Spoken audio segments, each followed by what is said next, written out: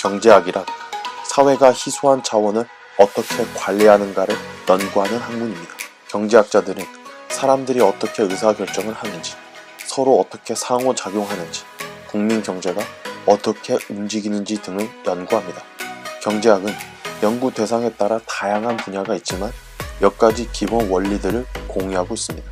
이러한 원리들은 경제학자들이 세상을 바라보는 관점을 알려줍니다. 경제학자 맨큐가 제시한 경제학의 10대 기본 원리를 알아보겠습니다. 사람들은 어떻게 결정을 내리는가? How people make decisions. 1.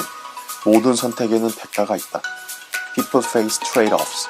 의사결정에 관한 첫 교훈은 세상에 공짜 점심은 없다는 속담과 같이 우리가 무엇을 얻고자 하면 대개 그 대가로 무엇인가를 포기해야 한다는 것입니다. 의사결정도 마찬가지로 하나의 목표를 달성하기 위해서는 대신 다른 목표를 포기해야 합니다. 2. 선택의 대가는 그것을 얻기 위해 포기한 그 무엇이다. The cost of something is what you give up to get it. 모든 일에는 대가가 있기 때문에 올바른 의사결정을 위해서는 다른 대안을 선택할 경우의 득과 실을 따져볼 필요가 있습니다. 기회비용이란 어떤 선택을 위해 포기했던 다른 선택을 통해 얻을 수 있는 이득입니다. 따라서 올바른 의사결정을 내리기 위해서는 모든 가능한 선택에 대한 기회비용을 정확하게 아는 것이 매우 중요합니다. 3. 합리적 판단은 한계적으로 이루어진다. Rational people think at the margin. 많은 경우에 사람들은 한계적으로 생각함으로써 최선의 결정을 내립니다. 한계적으로 생각한다는 것은 사람들의 선택에 따라 추가적으로 늘어나는 편익, 한계 이득과 비용, 한계 비용의 크기를 비교한다는 것입니다. 합리적인 사람은 어떤 선택의 한계 이득이 한계 비용보다 큰 경우에만 그러한 선택을 할 것입니다. 4. 사람들은 경제적 요인에 반응한다. People respond to incentives. 사람들은 이득과 비용을 비교해서 결정을 내리기 때문에 이득이나 비용의 크기가 달라지면 사람들의 행동도 달라집니다. 즉, 사람들은 경제적 요인에 반응하는 것입니다. 사람들은 어떻게 상호작용하는가? How people interact. 5. 자유거래는 모든 사람을 이롭게 한다. Trade can make everyone better off. 사람들은 서로 거래를 자유롭게 함으로써 보다 다양한 재화와 서비스를 가장 낮은 가격으로 구입할 수 있습니다. 국가도 교육을 통해 그들이 가장 잘하는 분야에 특화할 수 있고 보다 다양한 재화와 서비스를 즐길 수 있습니다. 6. 일반적으로 시장은 경제활동을 조직하는 좋은 수단이다. Markets are usually a good way to organize economic activity. 과거 중앙집권적 계획경제체제를 가지고 있었던 국가들의 대부분이 계획경제체제를 포기하고 시장경제체제를 도입하려고 노력하고 있습니다. 시장경제에서는 경제계획 담당자가 결정할 사항들을 무수히 많은 기업과 가게들이 대신 결정합니다.